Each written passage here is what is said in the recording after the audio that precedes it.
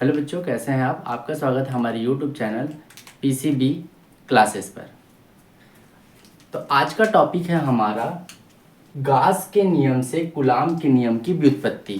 तो गास ने जो नियम बताया था, गास के जो नियम था उससे कूलाम ने जो नियम बताया था उस नियम की व्युत्पत्ति।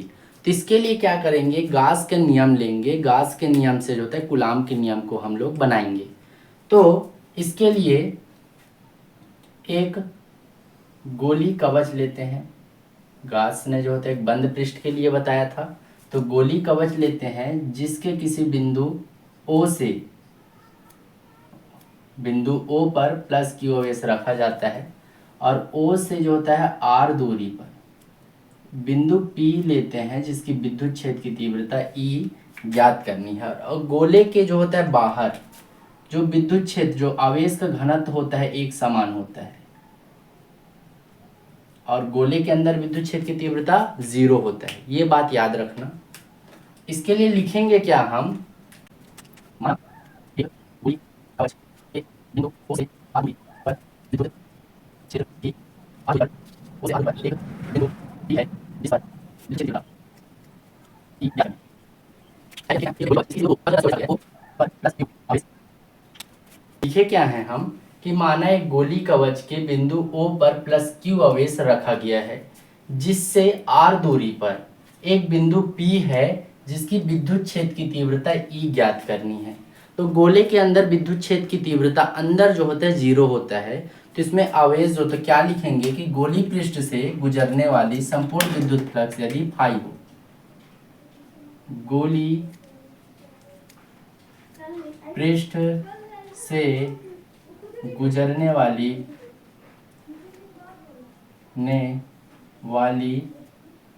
विद्युत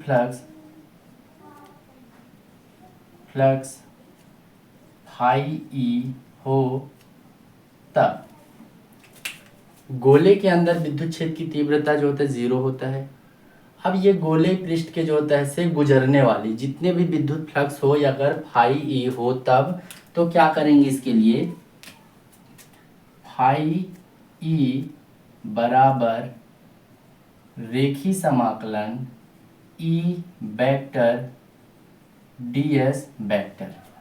हर अनुप्रयोग में लेते आए हैं, सेम उसी प्रकार बनाना है।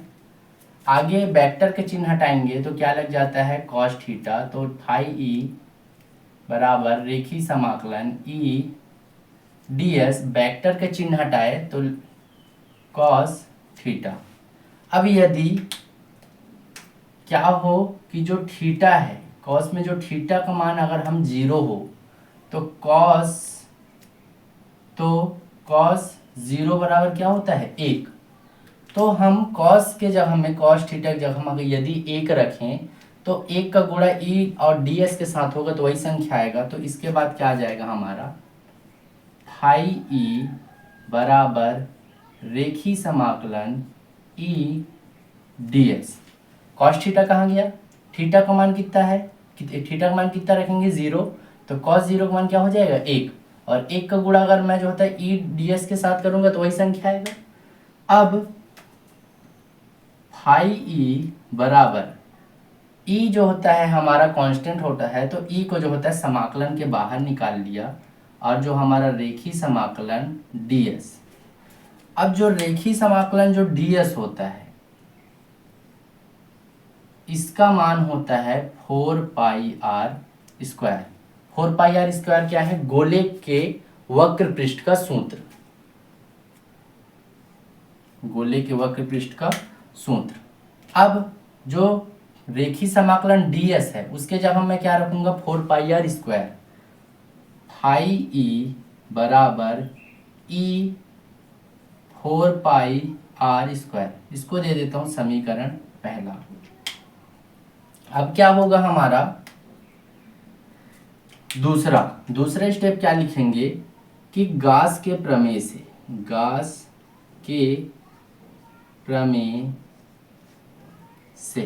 तो गास ने क्या कहा था कि गोली पृष्ठ से होकर गुजरने वाला संपूर्ण विद्युत फ्लक्स फाई उसमें उपस्थित आवेश का एप्सिलॉन गुना होता है तो फाई ई बराबर क्यू बटे एप्सिलॉन, ये गास का जो होता है ने बताया था, इसको दे देते समीकरण दूसरा। अब तीसरे स्टेप में जो समीकरण 1 और 2, देखो इसका जो होता है लेफ्ट साइड क्या है, बराबर है, तो राइट साइड भी क्या होगा, बराबर होगा। तो समीकरण 1 व 2 को बराबर करने पर, समीकरण 1 व 2 को बराबर करने पर समीकरण 1 क्या है हमारा, ई 4 पाई आर स्क्वायर। समीकरण दूसरा क्या है हमारा, क्यू बटे एप्सिलॉन 0 के बाद ई को अपने स्थान में रहने दो, 4 पाई आर स्क्वायर को पक्षांतर कर दो, तो इसको जो होता है बराबर ई बराबर 4 पाई को पक्षांतर करता हूँ, इधर जो है गुणे में है, नीचे चला जाएगा तो भाग में आ जाएगा, तो 1/4 पाई, और पहले से यहाँ क्या है एप्सिलॉन 0, तो एप्सिलॉन 0 और क्यू कहाँ गया, क्यू, तो इसके बाद लिखूंगा क्यू, आर भी है इसमें तो आर का स्क्वायर हो गया यहाँ तक। ये बिंदु, किसी बिंदु पर विद्युत क्षेत्र की तीव्रता के लिए है। अब इसके बाद क्या करेंगे कि यदि हम जो होता है अनंत से जो होता है किसी जो परीक्षण SQ0 को लेकर आते हैं विद्युत क्षेत्र में, तो जो बल लगता है, यही क्या कौन बताया था इसको, कूलाम ने बताया था कि किसी जो होता है एकांक आवेश को अनंत से विद्युत क्षेत्र में लाने के लिए जितने बल का जो अनुभव करते हैं उसी को विद्युत क्षेत्र की तीव्रता कहते हैं। तो विद्युत क्षेत्र की तीव्रता से लिखेंगे क्या, विद्युत क्षेत्र की तीव्रता से, तो विद्युत क्षेत्र की तीव्रता से क्या होता है, विद्युत क्षेत्र की तीव्रता E बराबर F बटे Q0 की विद्युत क्षेत्र में परीक्षण Q0 को लाने में जो बल लगता है, यही क्या है विद्युत क्षेत्र की तीव्रता। निकालना किसका नियम हमको, कूलाम का नियम। तो कूलाम ने क्या बताया था, जो बल लगता है, तो हमको बल का मान निकालना है, तो बल F बराबर, F को अपने जगह में रहने दिया, जो होता है Q को इधर किया, पहले E है तो E, Q जो होता है नीचे बटे में है, इधर पक्षांतर किया तो किसमें आ जाएगा, गुणे में, Q0, F अपने जगह में है, E अपने जगह में है, Q0 नीचे बटे में है, इसको इधर लेके गया तो जो होता है कि इसमें आ जाएगा, गुणे में आ जाएगा। अब इसको दे देते हैं हम लोग समीकरण तीसरा। समीकरण 3 से किसका मान रखेंगे, E का मान, E का मान रखने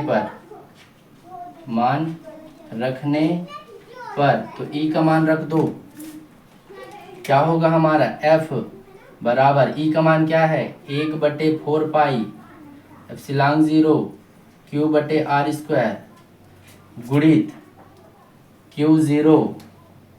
अब नेक्स्ट स्टेप में इसका गुणा करूंगा तो F बराबर 1/4 पाई एप्सिलॉन 0 Q बटे आर स्क्वायर, और इसका भी गुणा हो जाएगा, क्या हो जाएगा Q0।